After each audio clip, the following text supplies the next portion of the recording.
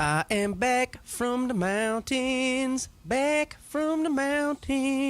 What's up, everybody?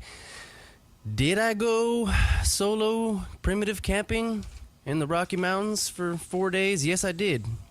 Did I take a shit in the woods? Yes, I did.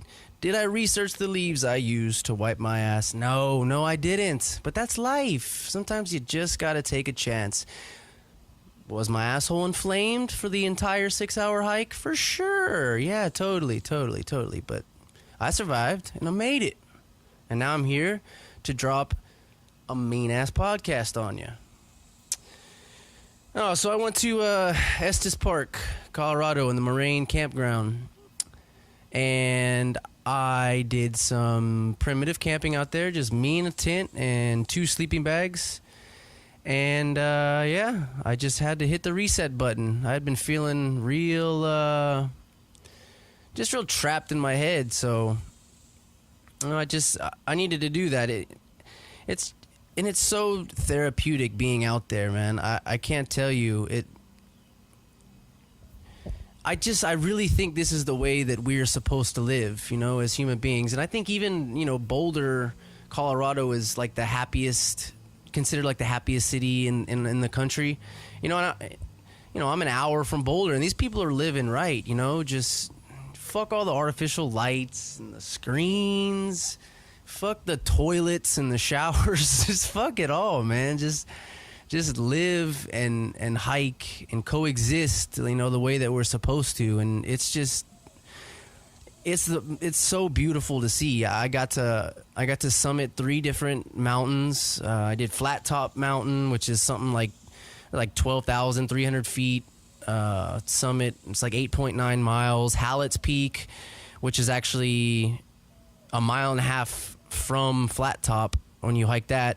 And that was something like 10.3 miles, 10.3 mile hike. And then my favorite one was probably Mount Ida. It was like a 9.6 mile hike, you know, almost 13,000 feet in elevation. And, you know, that one was, I mean, just trails, just cutting through 3 different tundras, just elk and mountain goats and these fat ass beaver / squirrel looking things that are everywhere. They don't give a shit about you. They'll come right up to you and just fuck you up. It's crazy. But man, and one of the craziest things is that you realize when you're out, you know, especially at nighttime and the wind picks up, is how much different the wind sounds. You know, you're at the base of all these mountain ranges and the wind is cutting through in different directions and it sounds different. It's like traffic. You can hear the different outlets and streams of wind cutting through, and they sound differently, and you could recognize them. It's almost like you could point them out. It's crazy. The wind just sounds so much different. You know, when you're in a big city or a neighborhood or whatever it might be, the wind is you know, it's chopped up. It's interrupted by all these trees and man-made structures. And when you're out there, there's none of that shit. It's just real, you know, just so real, you know. And the therapeutic benefits you get out of being in a space that's so vast and real and natural, it just makes you feel so small. It makes you feel like the universe just doesn't give a shit about you, you know. Like they'll just take you out, you know, whenever. The universe doesn't care, you know. So yeah, it was great. It was wonderful. I had posted some pictures on Instagram and stuff too, and whew, I got to get back to the mountains. But until then, I got a sweet-ass podcast for you this week. So right before I took off to Colorado, I sat down with what a very motivating and inspirational man, Rick Martinez, the Cannabis Entrepreneur and the creator of Wellness Project RX. And this dude is just at the front lines trying to end the negative stigma and the bad rep that cannabis and cannabis products get. You know, that this stigma that's in a lot of times viewed and spoken about, you know, especially in this country, at the power, you know, the powers that be, you know. And Rick is very passionate, very vocal about it, and his goal is essentially just to help extraordinary cannabis entrepreneurs achieve impossible goals. And like I said, he's out there at the front lines just battling it, you know, super positive about it and willing to help. You know, I didn't even, you know, I mean, we talked 5 minutes, you know, before I, you know, could get him on a microphone, and he was so open to doing it. And it was a great conversation. A lot of things I'm going to take away and, you know, and utilize in my own personal life, you know, and that's not even in the same direction that he's going, but just applying the things that he spoke about and just putting those to work in your own life, you know, taking those steps to fix it and achieve the goals that you want. And I think it's a really motivating podcast. He's a great dude, you know, very passionate about what he's doing. So I was really happy to sit down with him and meet the guy, and I was, you know, really happy to sit down and get to share a beer with him. So I hope y'all enjoy as much as I do, and keep a lookout. Got some more things coming in the future. But let's put the word out. Let's throw this around. Let's tell mamas, tell grandmas, tell your sister, whatever you got, your friends. Let's push this out. You know, just like Rick is super passionate about what he's doing and the direction his life is going, professionally and personally. You know, that's exactly the place that I think we're all trying to get to. So let's help each other out, and you know, if you're down with the podcast, reach out, man. Just let me know what you like about it, what you don't like about it, and yeah, give the episode a listen. So thanks for all the love, guys, and here you go.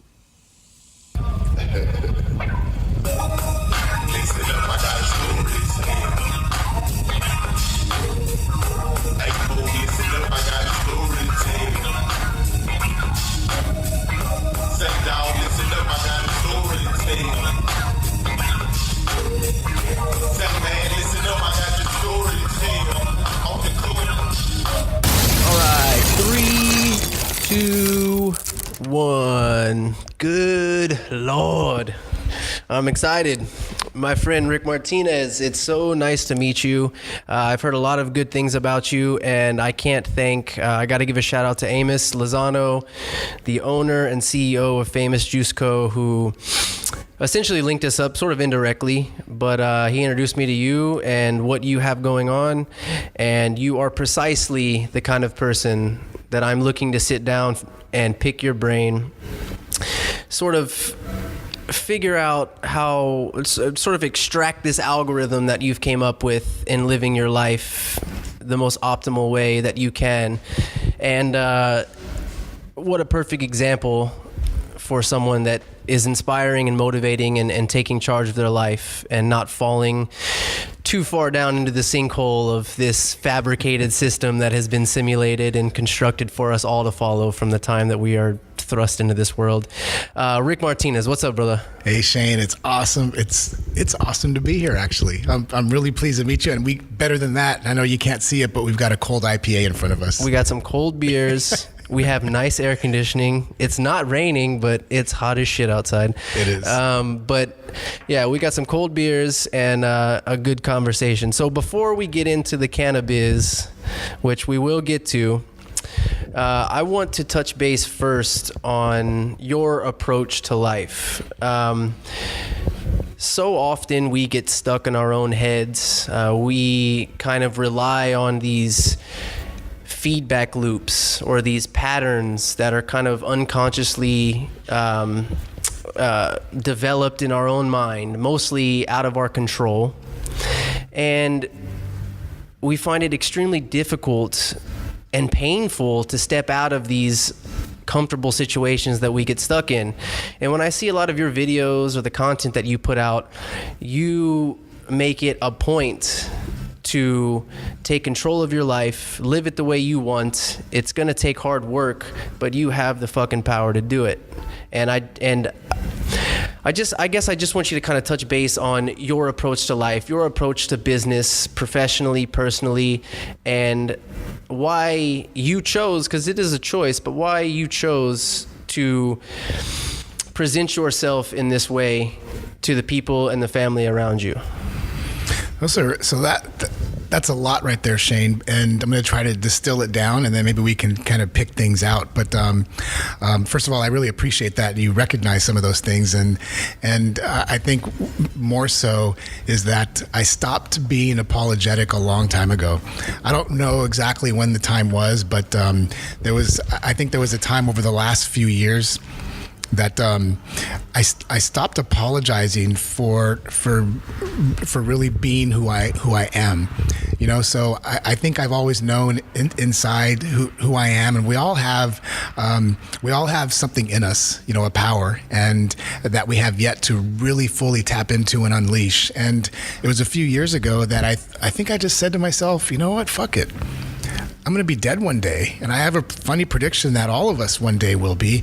So you might be onto something there. Yeah, right. It's like a crystal ball thing. And so I thought to myself, why should I hold anything back? And not in a way that's, you know, self-aggrandizing, or that's, you know, that makes people angry, but just really that's in a way that allows all of who I am to be all of who I am, without any shame, without probably a bad choice of words, without caring what people think. And so I tapped into that, and I really just let it go. And I decided that there was a lot of ways, if I had something to say, and we all have a soapbox, then why should we not absolutely stand on that soapbox? And currently, my current soapbox, and my most favorite soapbox, happens to be in the business of cannabis. I know we're going to talk about that, but I think I just got tired of playing small.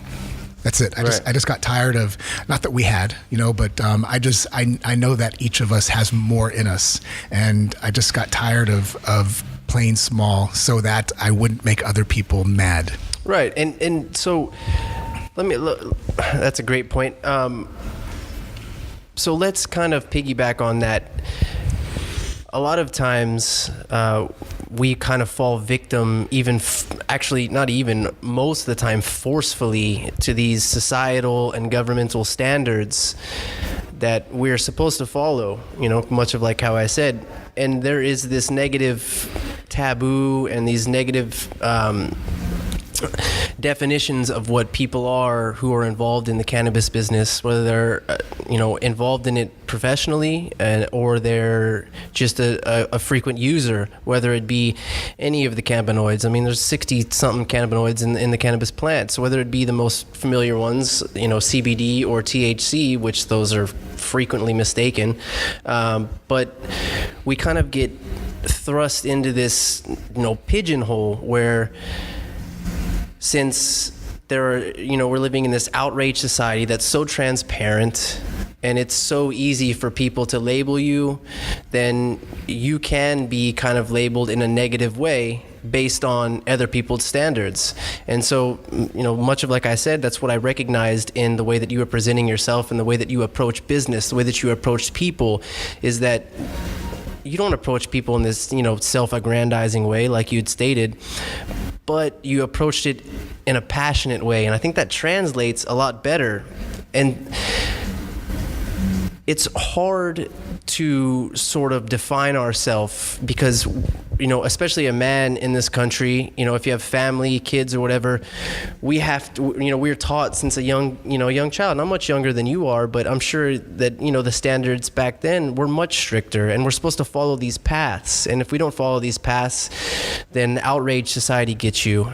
And it comes to be somewhat of a hindrance to progression if we get stuck in this area where we're supposed to follow these rules. So how hard was it for you to just take charge and just take that entitlement and run with it? This is what I'm going to do.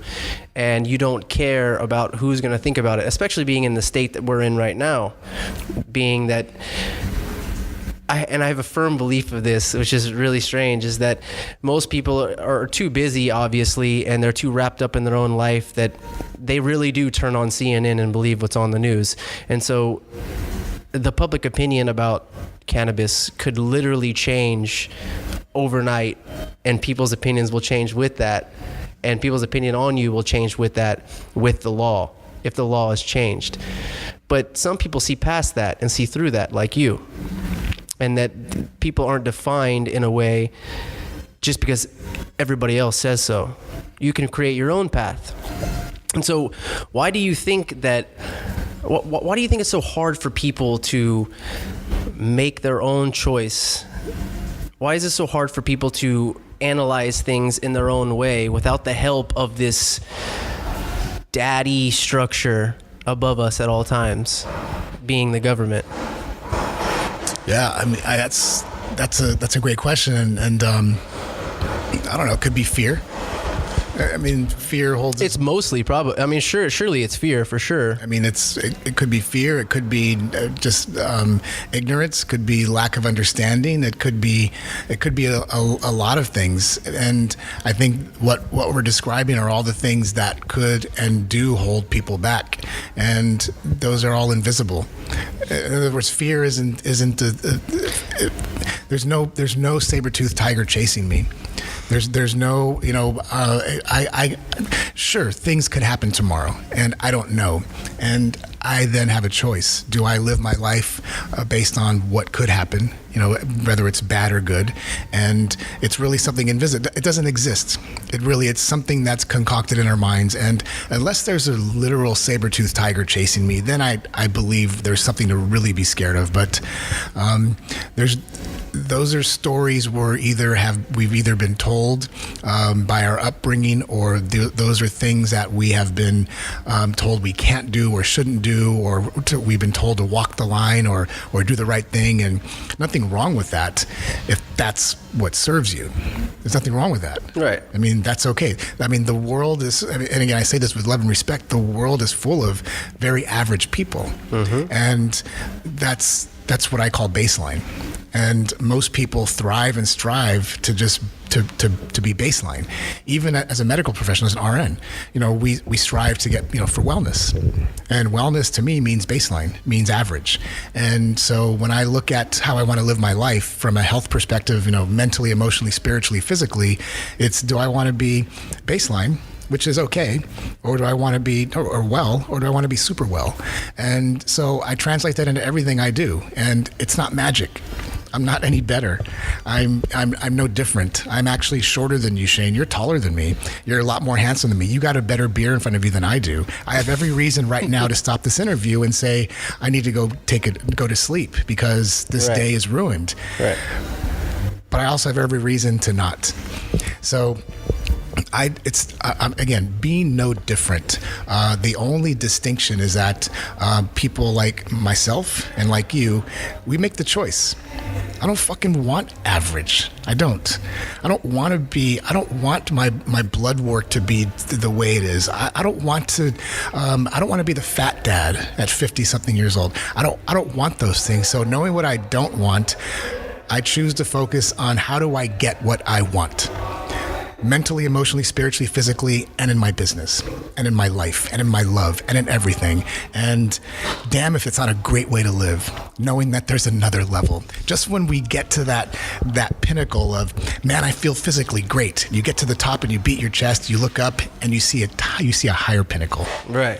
And that's what drives me, knowing that there's something more. And there is. There is always something more in any one of those realms that we choose to live in. And the sandbox that I really love to get dirty in is the sandbox of entrepreneurship.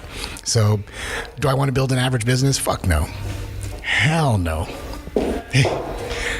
Do I want to be just another product, just another service? No. I want to be the product. I want to be the service. I want to be the person.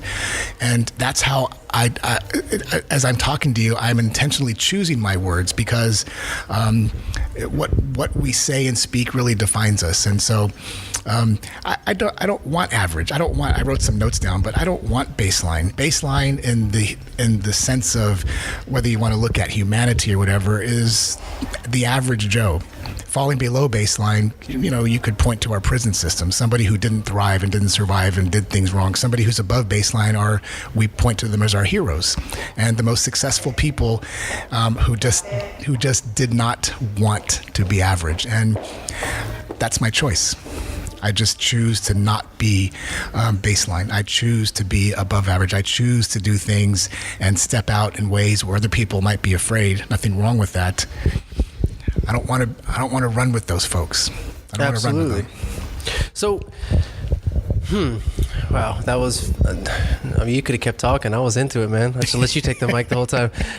No, but isn't it strange? You'd spoken how you choose to think for yourself. You choose to create your own narrative, which is a hard thing for a lot of people, right?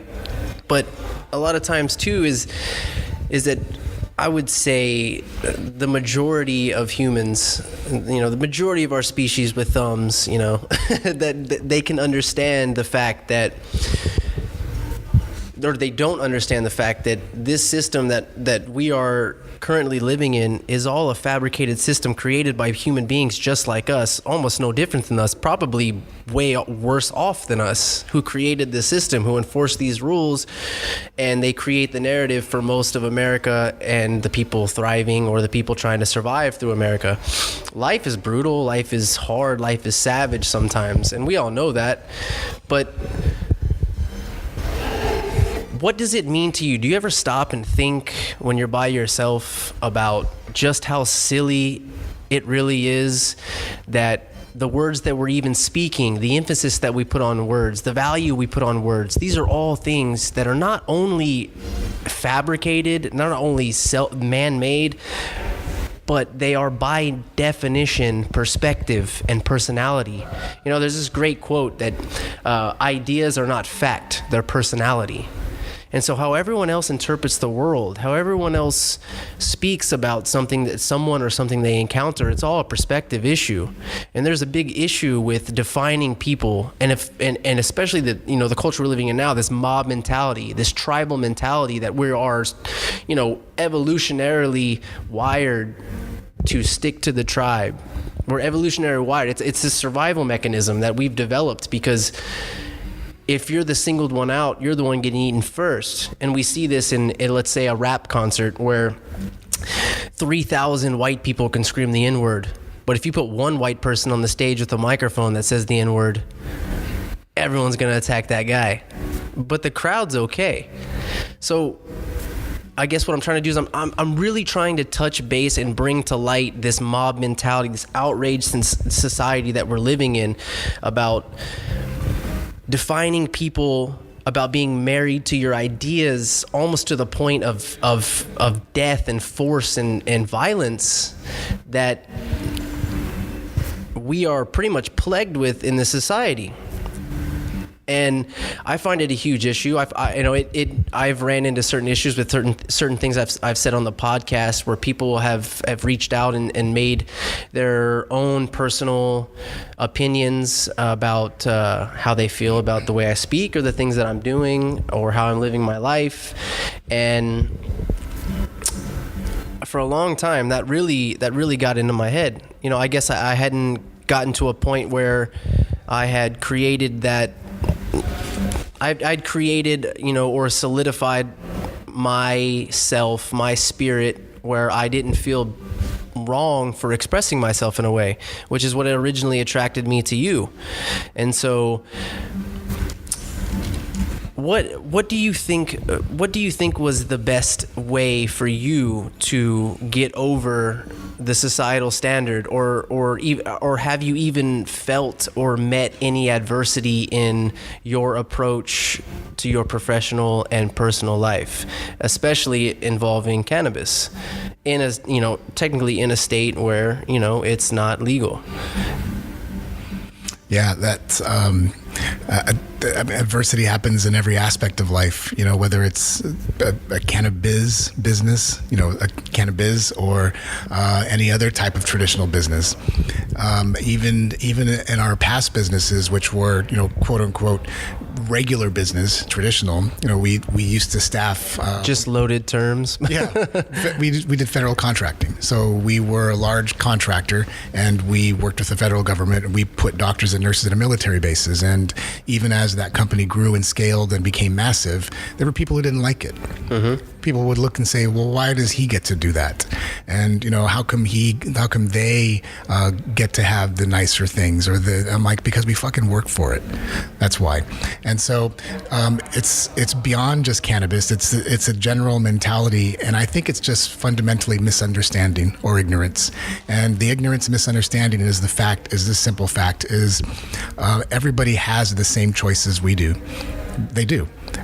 I'm no special or different for choosing to start a cannabis business and for doing the things. Well, it's different being in the place that you're at, trying to start a cannabis business. But again, I really believe that it's so that's a question I get often because we're here in Texas for this interview. We're in San Antonio. We're in the heart of Texas, and so on my LinkedIn profiles, Facebook, it clearly states I'm a cannabis entrepreneur, and it doesn't say what I do or how I do it or anything. But the question, I get a few questions more than any, but one of them is, how do you do that in Texas? And for me, that's music to my ears. Music to my ears because it tells me that there's an ignorant person out there that doesn't understand entrepreneurship does not have to be location dependent. Right. So underneath that question, when people ask, is the assumption that I either grow weed or I sell weed. What a loaded term that is too, right? Weed. Yes. Isn't that funny? What other 4-letter word can you come up with that would entail or just spark so much outrage, whether positive or negative? Yep. It's funny. It is. Like if I say either I grow cannabis or sell cannabis, it even feels different. But if somebody is, when the question is usually asked, how can you do that in Texas? It's almost always loaded because the person believes I either grow weed or sell weed. Right. And in and of itself, the question comes from a point of ignorance, misunderstanding, and a stigma that has existed. And there's nothing wrong. That's just what it is. Right. This is the stage that we're in this industry. And even as we're talking today, the entire country of Canada just legalized cannabis, marijuana, countrywide. Yep. Countrywide. Recreational. So yes, it is now countrywide. So I think what that means is using the whole weed and cannabis as an example is we then have a choice. Me as an entrepreneur, sure, I could get my hackles raised and I could say to somebody and push back. Think of this as a barroom chat. The guy next to me has a beer, I have a beer, and he says something controversial about weed and what do you mean? And it could easily turn into the proverbial bar fight. I choose to not do that. And it's not because I'm channeling my inner Gandhi or anything like that. It's because there is somebody out there who is as we speak right now, Shane, on their knees praying for the relief that cannabis will give them.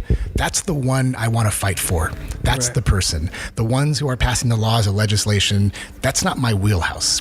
That's somebody else. There is somebody else out there, maybe your next interview, who is going to pick up that axe and swing it. But for me, I'm fighting for the person who needs this to help them through the troubles, through the PTSD, sleep better, be better, get off the opioids. I'm fighting for that person. So the one who pushes back and says, oh, so you're a weed guy, I just turn the other way.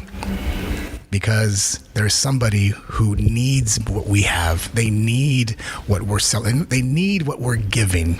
And it just so happens it's a very, very misunderstood plant. That's very interesting. That you choose not to focus on the negative aspects, or you choose not to focus on the metaphorical saber-toothed tiger stalking you from behind.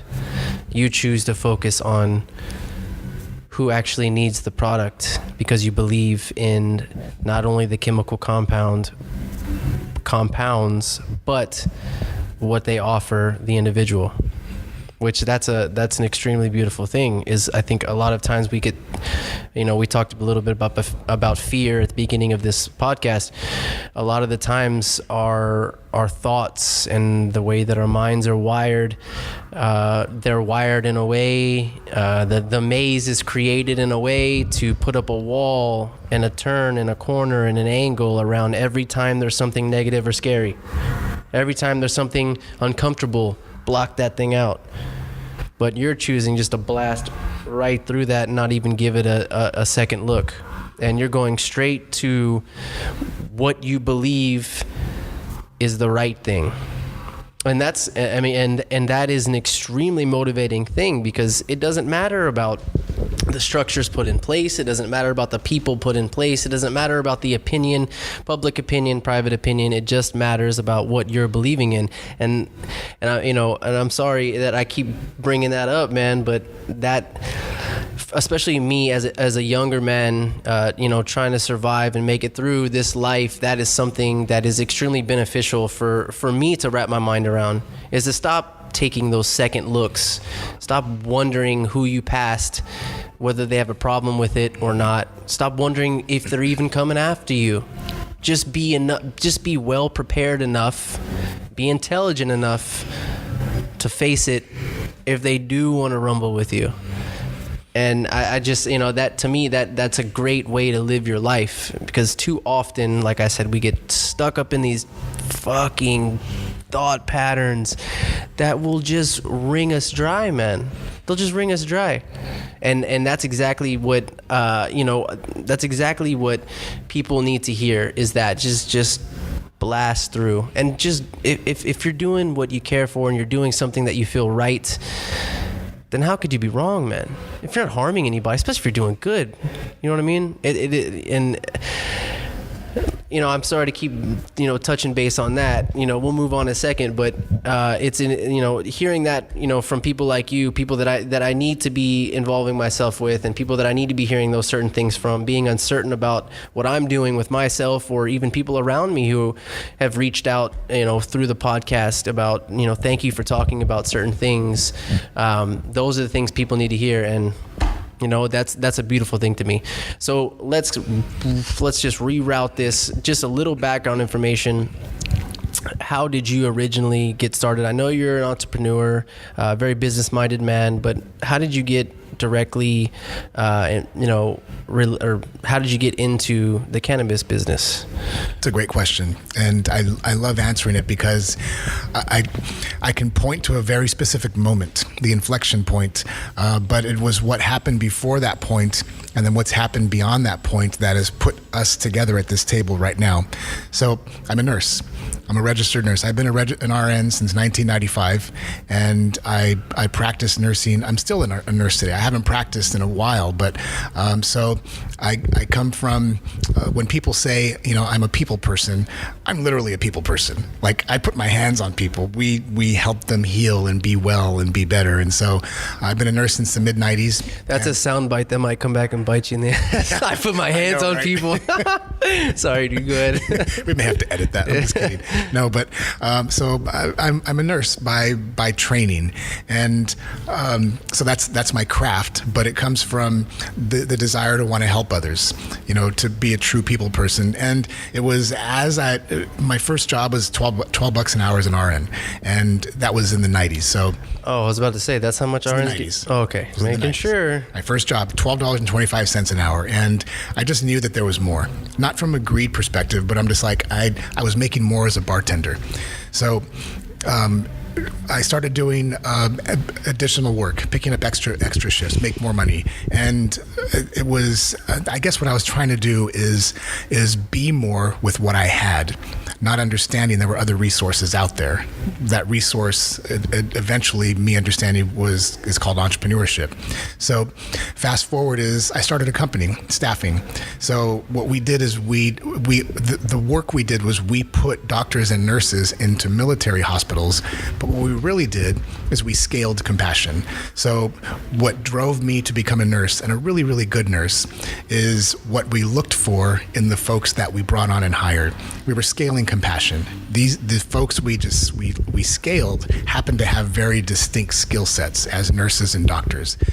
Grew that company, and we exited that just a few years ago, and I got into the whole investing, advising, and coaching, business coaching, because we grew a significant size organization. And so people ask, how did you do that? And so, is there a step, is there a blueprint? And success leaves clues. It does. So I got into, for lack of a sexier word, business coaching.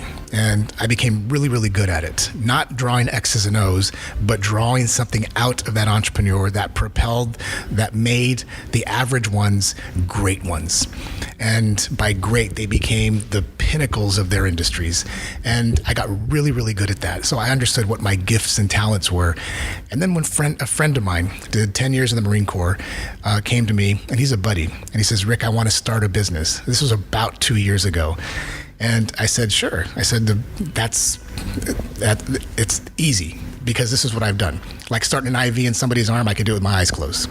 So it's like starting an IV. It's easy. Fundamentals are fundamentals. I said, what kind of business? He goes, well, I want to help veterans with PTSD. I'm like, I dig it. I'm a former Army nurse. I dig it. Totally get it. I said, how do you want to help them? And he said, I want to start a CBD company. And I'm like, okay, I have no idea what that is. His name is Grant. So I just saw him this past weekend in LA, just hung out with Grant. Right. And so I'm like, got it. I don't know what CBD is, but I sure know how to start up a business. And I became more fascinated about CBD and the properties in the oil, and realized then, of course, it was then cannabis and then marijuana and this whole world. And I'm like, wow, this is a really, really fascinating business and a really, really fascinating product. And I stopped coaching. I literally stopped, and I became his co-founder at Citizen CBD. So I became his co-founder, and the company has a national footprint now. And from co-founding the Citizen, so the CBD firm, learned a lot about the ins and outs of distribution, the good companies from bad ones. I'm just transparent. They're not all the same. Where it can be sold, who's buying it, just everything about the industry, marijuana, CBD, you name it. Went to conferences. I was asked to speak at conferences, and as this trail plays out, from co-founder of a CBD firm to a distribution company to speaking to being written about and published in Inc. magazine, people started asking me, how did you do that? How did you build these CBD things? So they were asking me the questions we had of how to build a cannabis business. So what I do today is I now coach cannabis entrepreneurs. I help them achieve the impossible goals. So I'm right back to what I love doing, and that's coaching cannabis entrepreneurs achieving their the goals that they believe is impossible, like hitting $1 million or achieving these crazy wild dreams in the cannabis space. And that's how I got started, and that's the ... of where we're at today, because I have no idea what's going to go on tomorrow. Tomorrow could be an awesome new client. Tomorrow could be a breakthrough from a cannabis company in California. It could be, that's the beautiful part of what this business is bringing, has unleashed and shown us today, is we have the wave hasn't even really started yet. The wave is just beginning, and it's a beautiful time in this industry right now to get into it in some way, shape, or form. As an entrepreneur, as a consumer, as a proponent, as an advocate, as a supporter, just driving this industry forward out of that pile of stigma. Right. I would say probably last year predominantly was, for shoving that stigma's face right in the dirt. I would say last year was probably that real eye-opening year when Colorado surpassed alcohol tax with marijuana tax, that's a pretty incredible thing. I mean, alcohol, other than the short 13-year period that this country tried to enforce prohibition, alcohol is a very socially accepted drug. It's a drug. And much of like anything, caffeine's a drug. If you're addicted to deodorant, it could be a drug. There's obvious chemical properties that do affect certain functions of your body.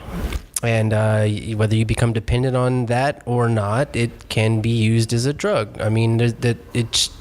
Drug is a very loose term, but especially in people who are looking to get into the cannabis business, whether it be the route of focusing on chemical compound THC or CBD, it is pretty extraordinary that there is this plant that contains so many different cannabinoids that offer so many amazing benefits. CBD, especially, I use CBD. I started using CBD as I went through some pretty rough times, about 2 years ago, and I wanted to avoid taking any form of antidepressants or SSRIs. I did not trust them, and I had seen and read a lot of very harmful side effects that these drugs offer, and the government was 100% backing a lot of these studies, and I kind of started getting into reading a lot about this, and I came across CBD,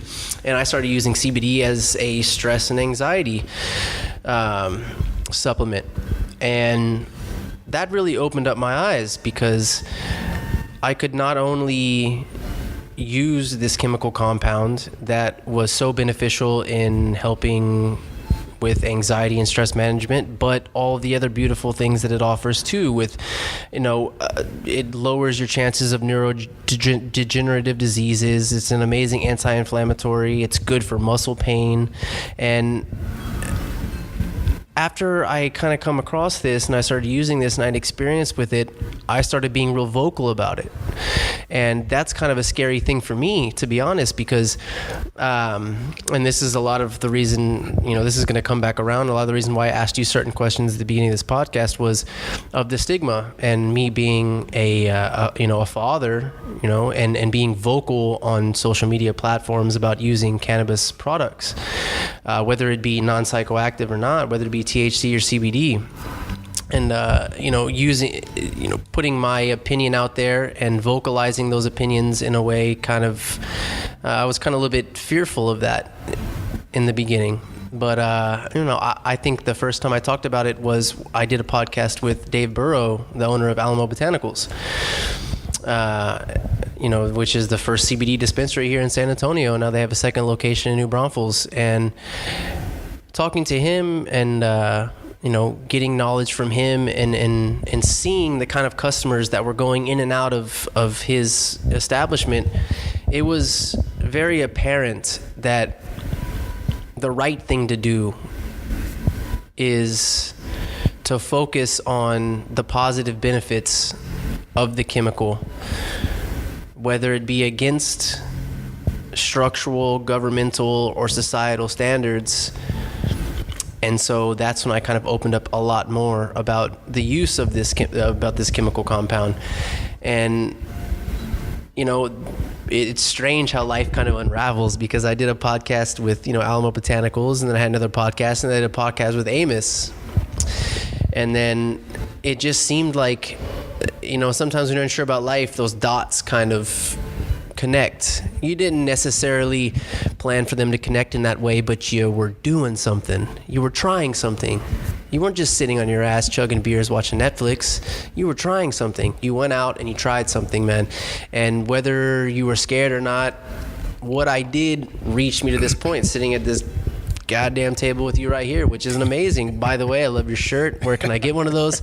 But it's great. And so I just want to say that this negative stigma about the use of cannabis products is strange. I've had an involvement with my grandmother who had pancreatic cancer, and it's so strange that they let her cancer get so far, to the point where it was almost no return. The body was so degenerated. The body was failing so incredibly bad before any talk of the use of CBD or any THC products, any cannabis products were even brought up. And I think that is an incredible hindrance and mistake that we are making on healthcare in this country, in the world, to be honest. I mean, there was an opportunity for maybe not recovery in her state, but there was an opportunity for comfort and for pain reduction, but none of those things were talked about. In fact, my own mom had to research these things, and she's never smoked weed before. She's never taken CBD products before, and it had to get so far, to a point, so much discomfort, so much suffering, to where any doctor made any kind of reference to using cannabis products for any comfort, for anything. And your work, many people along, walking the same path as you, or, have the same thoughts as you, it's the future. That's what we're going to see in healthcare. With a $600 billion a year industry like Big Pharma, there's going to be a lot of resistance. People don't want to lose money. But I think that we're going to get to a point where what matters is the people. And we have to spread some kind of word and awareness about just what works. Not about what's making money, not about what's making, especially the wrong people, money, not about the traditional, healthcare system. I mean, in the 1950s, the government paid off scientists to forge documents about the sugar industry. So we were shoving sugar in our bodies, eating cereal and grains and milk, and thinking all of these things were good for our body. And now we're in another transitional stage where we have to look at the structures in place, we have to look at the healthcare system in place, and it'd just be so much easier if we were just all open about it. Why do we have you're an adult, I'm an adult. Why are other adults telling other adults what they can't put in their body? You know what I mean? Let's say even if you're a heroin addict, why is somebody telling you that you can't shove that in your body? Why are we dictating other people, other human beings, telling them what's okay for them?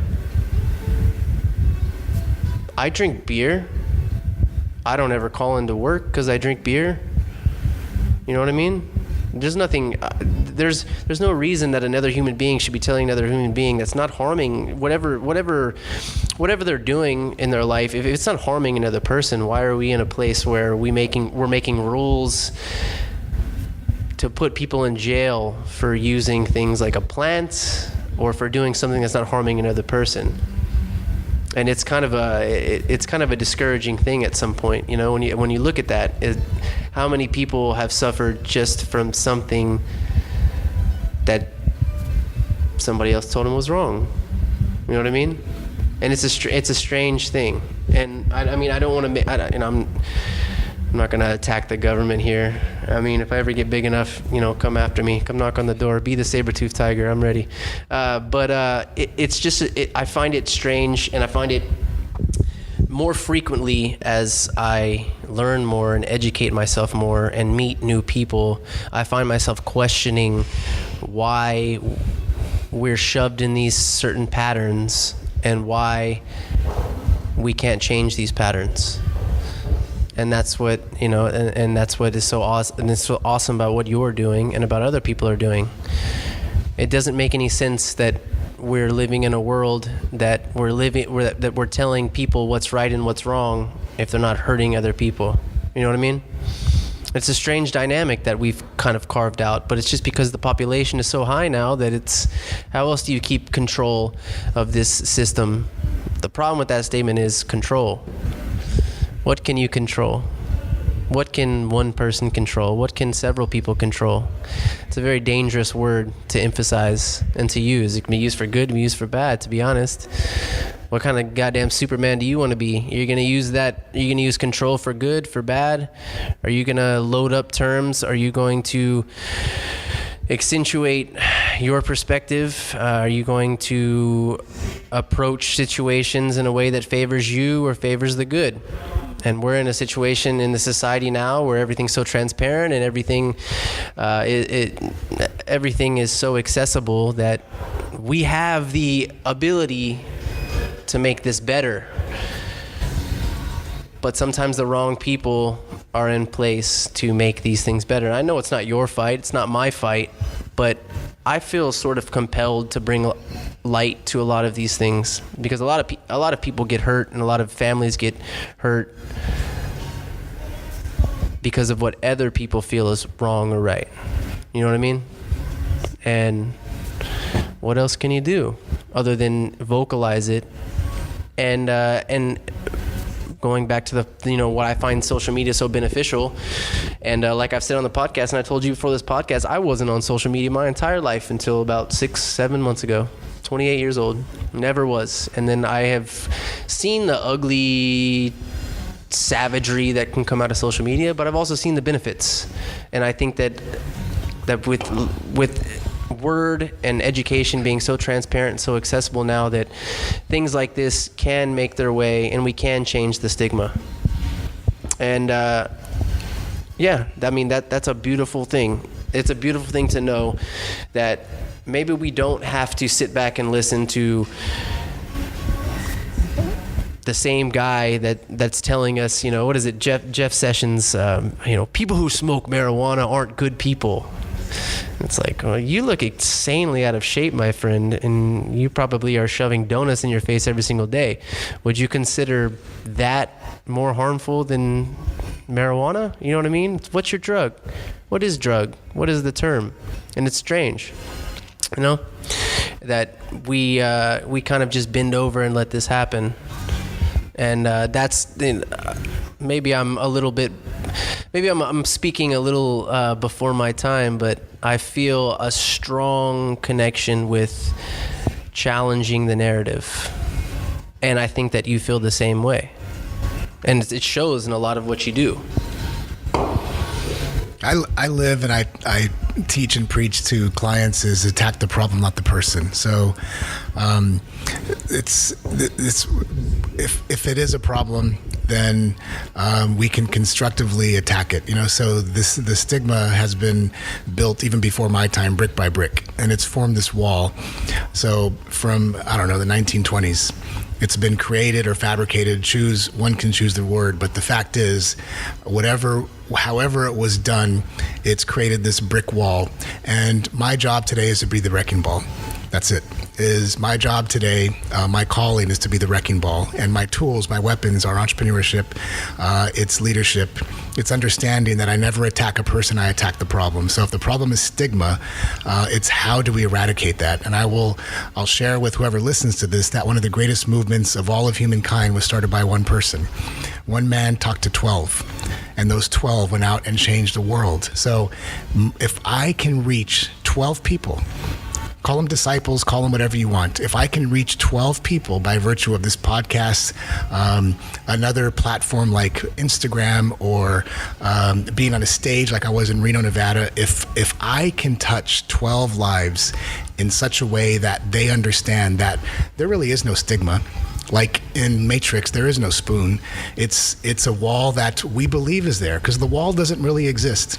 It's just a post on social media. It's what a politician says. But the fact is, I'll go back to what I said initially, is that there is somebody, maybe 12 people on their knees right now, just waiting to hear this message.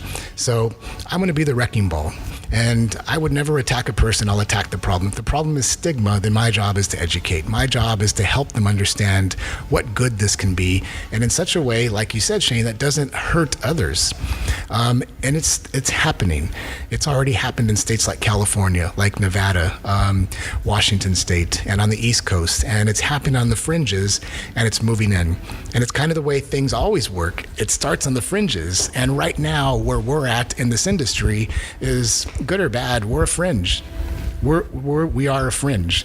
We are on the fringe of understanding. And I think Mahatma Gandhi had a great quote. It says, first they ignore you, then they laugh at you, then they fight you, then you win. Right now they're fighting. That's okay, because all we have to do is bide our time. We have to bide our time, and we will win. In the meantime, this fabricated brick wall that people call the stigma, while it may or may not exist, the fact is it is being wrecked, absolutely fucking wrecked by legislation in California, in Nevada. It is being wrecked from coast to coast. So when people say, how do you do this in Texas?